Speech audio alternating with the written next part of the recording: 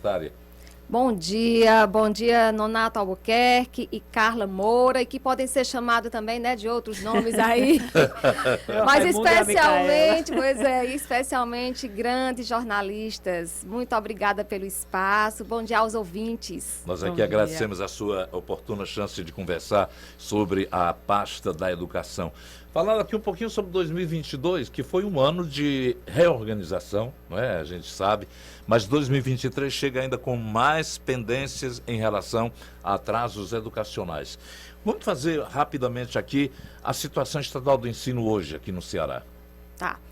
Só voltando um pouco aí 2022, como você colocou, nós tivemos essa pandemia, né, que ninguém esperava, de um momento de incertezas, de perdas. E também a educação, com certeza, perdeu muito. E nós, nesse ano de 2022, nós tivemos que retomar as atividades presenciais com essa responsabilidade de recompor essa aprendizagem das nossas crianças e dos nossos jovens. Na pandemia, nós tivemos aulas virtuais, não deixamos nenhum momento de ter aulas.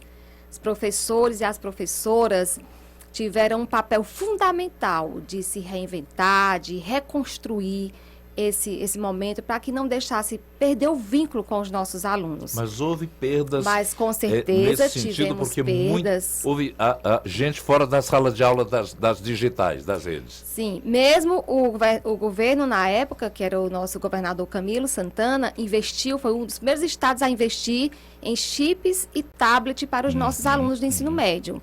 Ainda assim, a gente sabe que a escola, o espaço é diferente, né? Ali a interação, a convivência, o professor, a professora, os colegas. Então, é um outro clima, é diferente. Então, dessa forma, nós tivemos perdas. E agora é reimaginar espaços de aprendizagens que a gente possa cada vez mais recompor essa aprendizagem com essa perda. Em número de evasão escolar, a senhora teria dados assim? Qual foi o percentual de abandono da sala de aula? O último dado que nós temos foi de 2%. Você pode dizer, mas é alto para a gente, porque a gente vinha em queda.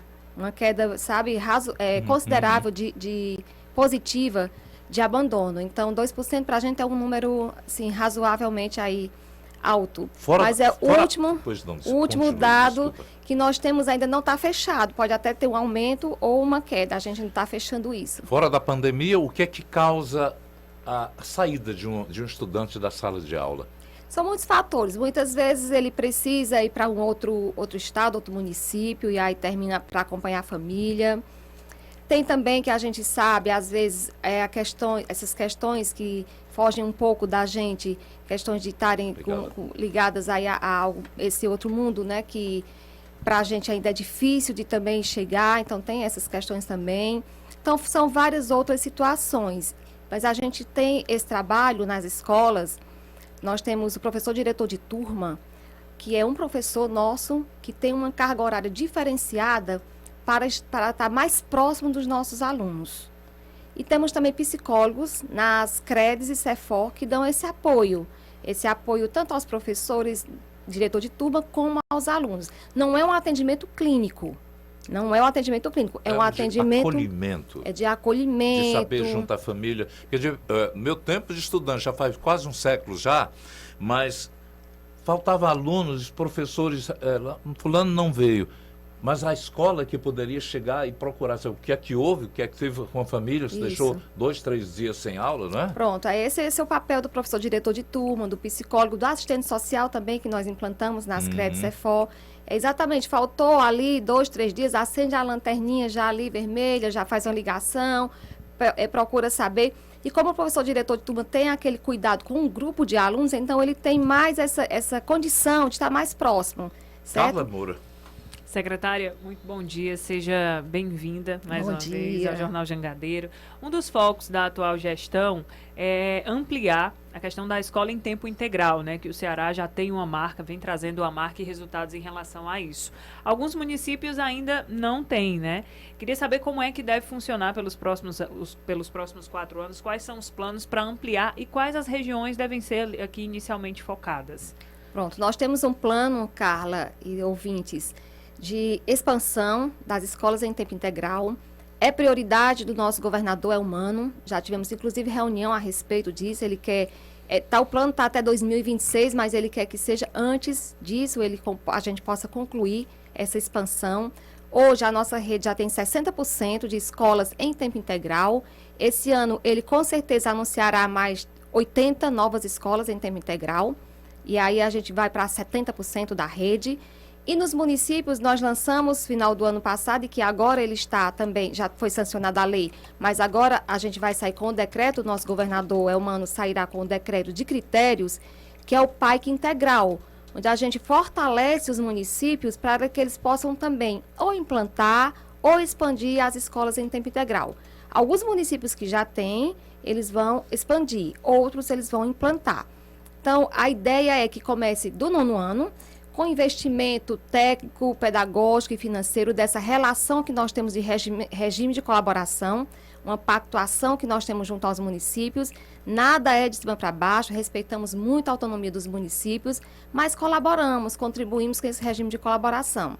Então, a lei já foi sancionada, os prefeitos serão agora, esse mês talvez, chamados para conhecer o decreto, para fazer essa pactuação e ou expandir ou implantar o tempo integral nas escolas, começando aí essa lei é para começar no 9º ano. Por que o 9º ano? Porque é aquela série de transição, onde eles estão saindo do 9º para o 1º, para a primeira série, e como na nossa rede já é tempo integral, então é oportuno que também na idade que eles estão no 9º ano, eles fiquem mais tempo na escola, porque a tempo integral, a escola em tempo integral, não é só estar mais tempo o dia todo, não é só jogar lá e estar o dia todo, mas é o currículo que se abre de forma flexível para dar mais oportunidades, para desenvolver o desenvolvimento integral, não só cognitivo, mas também socioemocional das crianças e dos jovens. É mais tempo com o professor e com a professora, com o diretor, com os servidores, com os colegas, com laboratórios, com livros. Então, é mais tempo para muitas atividades oportunas para que eles tenham uma construção do conhecimento melhor. A questão do tempo integral nas escolas já de ensino médio, eles atuam muito com a questão do ensino profissionalizante também, né? Tem um casamento voltado. Como seria no 9º ano? Não, essas que tem são as escolas de educação profissional. Elas são em tempo integral também, mas elas têm um diferencial da escola técnica, que você está colocando, que é um curso profissional. Mas nós temos na rede também as que não têm essa característica. E o 9º ano seguirá essa outra regra. Seria um aprofundamento de estudos, então. O aprofundamento é um leque de disciplinas que eles podem, é flexível o currículo, então eles podem escolher algumas disciplinas. E claro, que com isso, eu vou dar aqui só um exemplo. Se eles escolherem o empreendedorismo, então eles vão se fortalecer nisso e com certeza eles poderão abrir um negócio, eles poderão estar investindo em alguma coisa, que é o que a gente sente que está acontecendo com os nossos. Então, no 9º ano também acontecerá dessa forma, mas não com curso técnico. Perfeito. Esse ano a gente teve o lamentável caso. Esse ano passou, na verdade, estou me referindo, nós estamos no ano novo. O lamentável caso da morte de um aluno atingido por um tiro numa escola pública lá em Sobral.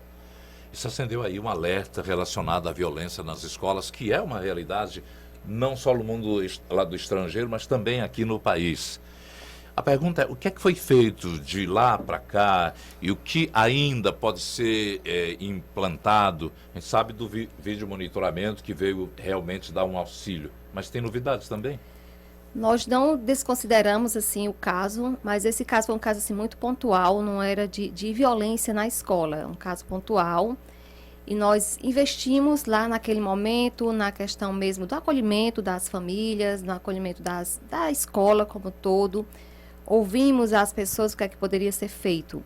E o trabalho, esse trabalho de prevenção, nós já estamos realizando e vamos, claro, ter que aprofundar cada vez mais, ouvindo a comunidade escolar, ouvindo as pessoas e como é que a gente chega mesmo para melhorar essas condições, né? Essas condições de não ter, de fato, essas violências, né?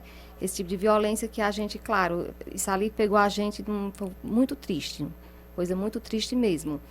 E é investir nessa cultura de paz, é investir nessa questão de mais psicólogos e assistentes sociais, é investir no protagonismo juvenil, que a gente já tem, mas precisa investir mais ainda no protagonismo. Quando o jovem tem aí essa responsabilidade, esse compromisso de fato, agir melhor, ele vai com certeza se sentir mais responsável por aquele espaço e vai com certeza fazer com que as coisas aconteçam da melhor forma. Então, investir no protagonismo, na cultura de paz, nos psicólogos, no o professor diretor de turma, nós tínhamos antes da pandemia, em todas as escolas, mas não em todas as turmas. E após esse período, nós ampliamos e agora tem em todas as turmas, em todas as escolas. Inclusive, ontem o governador Eumano esteve aqui com a gente, secretária, até comentou sobre a questão de ampliar a discussão dentro de sala de aula, por exemplo, da Lei Maria da Penha, né? Já numa tentativa aí de educar mesmo jovens, crianças e jovens, sobre a violência contra a mulher, né? Em relação ao combate da violência contra a mulher. Exatamente. Nós temos uma parceria importante com o Instituto Maria da Penha e precisamos, de fato, fazer que chegue mais perto ainda essa relação, especialmente no chão da escola, no chão da sala de aula, para que os alunos também tenham esse trabalho, né, de defender também a mulher, de se defender, saber também se defender quem é a mulher, né? A cultura da violência está tão entranhada no tecido social que a gente vê, por exemplo, muitas famílias brigando, os filhos veem aquilo como se fosse um processo normal. Então, é necessário que a escola faça parte dela em relação aos alunos, se é possível, na reunião de pais e alunos também, não é isso? Isso, exatamente. A gente precisa entender que a escola é um espaço ali de educação, de educar mesmo. Então, construir relações, vínculos, saber o que é de afetividade, faz parte também, né? E trabalhar as famílias, a gente também tem esse trabalho em reuniões, em chamamento. O chamamento da comunidade na minha escola é um projeto que nós temos também. Comunidade na minha escola é onde a gente abre a escola para trazer as famílias, trazer a comunidade. Há uma resposta da família? Eles atendem? Sim. Por exemplo, num feriado que está se destacando, um feriado qualquer, mas a escola vai manter a oportunidade de receber a família e os alunos? Na maioria das vezes. Não vou dizer aqui que é 100%, né? Não 100% seria... Mas, na maioria, sim. Tem, assim, especialmente nessas escolas mais de interior também, há, assim, ainda... tem, graças a Deus, essa ideia do espaço de educação da escola como um espaço até sagrado, que eles consideram, né, assim, sagrado. E isso realmente é importante, porque quando a escola chama, eles atendem. Atendem ao chamado, atendem às condições que a escola está colocando. Olha, deixa eu falar aqui para os nossos internautas. Tem muita gente acompanhando a entrevista da professora Estrela, mas pode fazer perguntas, sim. Tanto pelo WhatsApp. Pelo WhatsApp, 981543814, também pelo YouTube. E já que a gente falou aqui que o espaço aberto para atender, acolher a família e os alunos, para isso precisa também de pessoal. Estou vendo aqui que a solenidade de posse dos professores concursados e que estão sendo nomeados hoje no Diário Oficial, está marcada essa posse para segunda-feira. Quantos? Segunda-feira, uma alegria para nós recebermos aí mais 800 novos professores que ingressam agora à nossa rede. Estamos felizes para abraçar cada uma e cada um, para que façam parte realmente aí dessa rede de educação. Então, serão 800 novos professores empossados na segunda-feira pelo nosso governador Eumano. Inclusive, Nonato, secretária, tem o Roden participando aqui. Ele disse que é professor-diretor de uma das escolas, é um trabalho realmente maravilhoso. E pergunta sobre a situação dos professores temporários, se haverá renovação ou uma nova seleção. Sim, teremos sim. Teremos tanto alguns em renovação como também seleção, né? Porque o professor temporário nós vamos estar sempre precisando. Mesmo agora, empossando 800 novos professores, nós ainda temos a carência de temporários, então teremos sempre na nossa rede professores temporários, que são também sempre muito bem-vindos. Tem mais gente aqui. A Ellen Letícia pergunta quando os 612 professores serão convocados. Sobre convocação. Esse aí é a questão do cadastro de reserva, né? Na realidade, esse concurso era para 2.500 vagas. Nós chamamos os 2.500 professores, já estão em exercício. E aí depois começamos aí a atender a questão do cadastro de reserva. Então, esses 800 que nós estamos empossando já são do cadastro de reserva. E os demais, nós precisamos ainda entrar em diálogo. Não temos ainda, assim, algo concreto.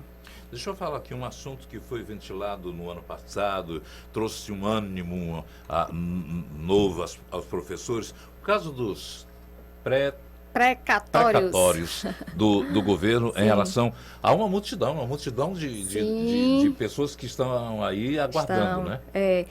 Estamos com a previsão da lista final hoje. Na realidade, quero até sim aproveitar aqui o espaço para explicar. Já éramos para ter pago até o final do ano passado. E por que não houve o pagamento? Porque nós tivemos muitos recursos, muita gente entrou com recurso e não tinha como dar respostas antes de cumprir tudo isso, né? Então, a gente conversou, nós temos uma comissão formada, que tem representantes de professores, e nessa comissão nós decidimos que teríamos que ter mais um tempo para poder ter resposta para esses recursos. Então, a grana já está em casa. Está na conta, já sim. E eles já sabem quanto vão receber. Isso aí está de forma transparente no sistema. Pode olhar com seu CPF, sua senha. Cada um tem seu CPF e sua senha. Pode olhar quanto é que vai receber. Está garantido. Então, hoje, a previsão é que sai a lista final, já depois dos recursos. Boa notícia aí para vocês. E aí, após então, sair essa lista final, então nós temos só essa questão burocrática para preparar a folha de pagamento, para essas coisas, que aí leva um tempo também, né? Vai ser feito o pagamento de uma só feita ou vai ser escalonado? Eles recebem, dessa vez, 40%. Aí, este ano, quando o governo federal depositar 30% e o próximo ano 30%. Ok, então olha aí, já é uma boa notícia para começar o ano. Professor que tem muita, não só professor, mas todo mundo tem muita despesa de início de ano. Eu perguntei, mas a senhora, não sei se a senhora tem esse número. Quantos professores vão ser beneficiados? Só para ter uma ideia. Em média, 50 mil professores. E a verba é em torno de quanto total? É alta, né? Vai, porque é alta e também como ela teve a nossa ex-governadora Isolda, né, ela sancionou também a lei que ela descontava, não descontava o imposto de renda dos professores, como também os juros fazem parte desse montante.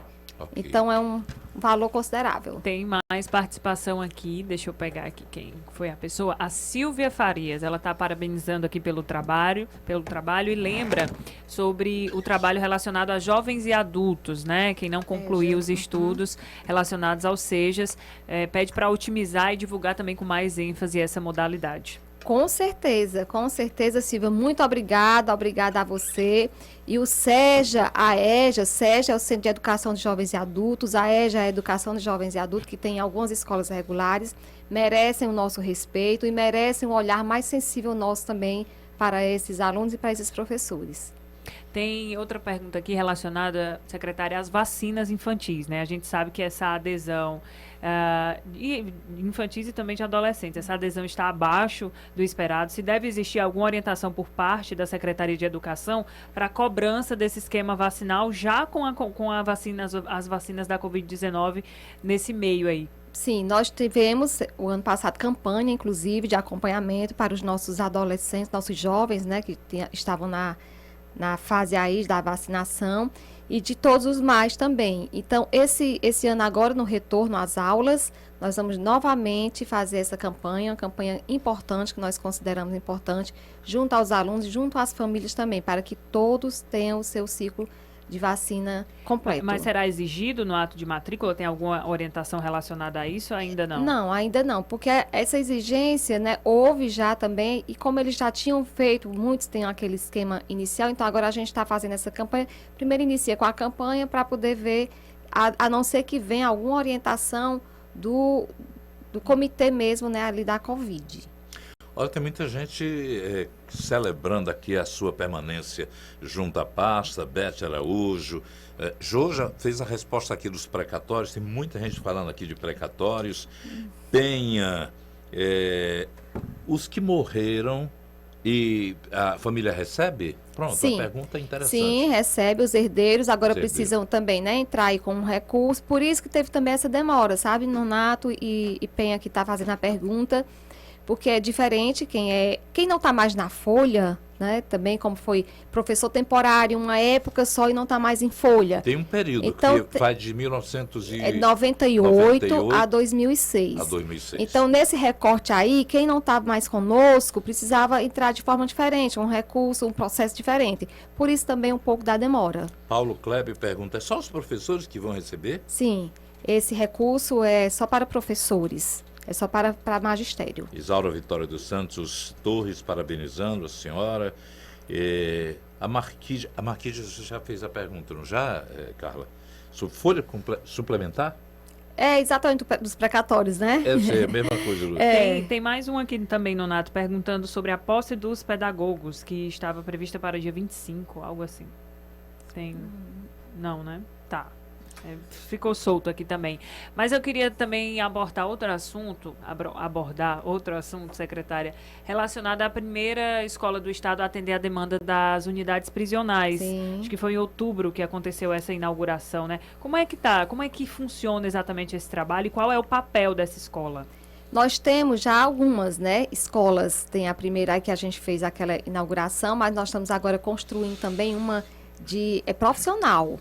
Também no presídio.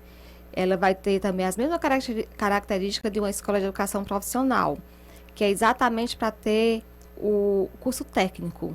Então, elas funcionam no mesmo ritmo, com material, com professores nossos, da nossa rede, material próprio também para a série. E eles têm o livro aberto que são vários livros, então, quanto mais livros eles leem, mas eles têm ali período de remissão, né? Da pena, né? Da pena deles, né? Então, eles estão lendo bastante. É um projeto muito, muito interessante, que tanto eles fazem a leitura, como também eles escrevem. Então, nós temos professores para acompanhar essa leitura e a correção da releitura, que é por meio da escrita. Olha, 90% das pessoas que estão aqui no chat ao vivo, querendo saber, a senhora tem uma data para os precatórios, pagar tudo. É dinheiro, não, né? a data exata não. Pois a data exata não, porque como eu disse, a previsão hoje da lista final. Então, a lista final saindo hoje, aí começa aí a questão burocrática de preparar folha de pagamento. Então, tem um tempinho aí também. Com certeza este mês. Agora, a data exata não tenho como dizer. Tem uma pergunta aqui do Antônio Marcos. Quem foi substituto no período, saiu da rede, depois retornou como efetivo, precisa entrar com recurso ou já se considera em folha? Precisa olhar como é que está entra com seu CPF, sua senha, no sistema e olha como é que está a sua situação. Se tiver alguma pendência, correr logo com recurso. Olha, a nossa internauta e ouvinte está lembrando aqui do trabalho que a senhora vai ter agora com um ministro da Educação também, aliado seu. Conhecido seu, né? Como é que vai ser? Qual é a pauta primordial que a senhora vai cobrar de Camilo? Nós ficamos felizes demais com a indicação, né, do nosso ex-governador, senador, o ministro Camilo Santana. Camilo sempre mostrou, sempre priorizou a educação, teve aqui no Ceará a agenda da educação como prioridade em toda a sua gestão, investindo, acompanhando, ele conhece bem a educação. Então, um nome forte e que com certeza, junto ali à Isolda, né, que está sendo a secretária executiva, eles farão um grande trabalho, eu não tenho dúvida, será assim um grande trabalho e nós que fazemos parte do Ceará, vamos só ter a ganhar, o Brasil, mas especialmente o Ceará terá a ganhar. E a nossa pauta principal será exatamente essa, tempo integral, um investimento nas nossas escolas. Precisamos de reformas nas escolas, isso a gente sabe, é um desafio nosso. Então, reformas. Nós passamos, Nonato, 4 anos, com abandono mesmo total do MEC. Então, nós tivemos muita dificuldade com as escolas em construção, com dívidas. Nós ficamos com dívidas imensas e é porque o nosso, na época, o governador investiu muito ainda com o Tesouro para ver se concluía essas obras, mas nós ficamos 4 anos numa situação bem difícil. E agora nós temos aí tanto o presidente, né, nosso presidente Lula, como o ministro Camilo e Isolda como secretária, e nós temos aí muita esperança. O nosso governador é humano, ele está também muito esperançoso e com essa certeza de que nós vamos avançar bastante em concluir essas obras, inicialmente, que nós temos para ampliar as nossas escolas em tempo integral, nós precisamos receber essas obras. São mais ou menos quantas escolas em obras? Eu não sei te dizer assim, cara, no momento quantas são, mas muitas escolas... Em fases diferentes? Sim, em fases diferentes. Umas já em conclusão, outras iniciais. E ele agora vai também anunciar novas, 28 novas. Ele anunciará agora em breve. Então, nós temos essa pauta do tempo integral, nós temos essa pauta do regime de colaboração, que será cada vez mais fortalecido. Então, tudo isso, junto ao MEC, nós estamos muito esperançosos de que dará certo. Tem pergunta de professor aqui perguntando se há necessidade de pagar advogado da associação. O professor já acho que compete mais a perguntar ao pessoal da APOC mesmo, né? Eu penso que, assim, quem não tem nenhum vínculo, não teve nenhum contrato com advogado, não tem necessidade. Agora, quem tem, né, tem que honrar quem fez os seus contratos. Mas essa é uma questão aí com realmente procurar a APOC, ver como é que fica essa situação. Mas quem não tem contrato, não tem. Mas quem fez... Tem concurso para diretor e coordenador esse ano? Sim, teremos seleção. Não é assim concurso, é seleção que nós realizamos para diretor e coordenador. E faremos sim esse ano. Não temos ainda data, estamos preparando ainda todo o processo. E assim que tiver tudo ok, a gente bota aí de forma transparente para que todos possam participar. Está aí professor Filhote de Mineirolândia, lá em Pedra Branca, fazendo essa indagação. Tem mais um aqui, Nonato. Vamos lá. Da nossa ouvinte, a Williane. Ela pergunta sobre as matrículas para este ano. Ela disse que está tentando uma vaga para a filha no primeiro ano e está com dificuldade. O que pode fazer?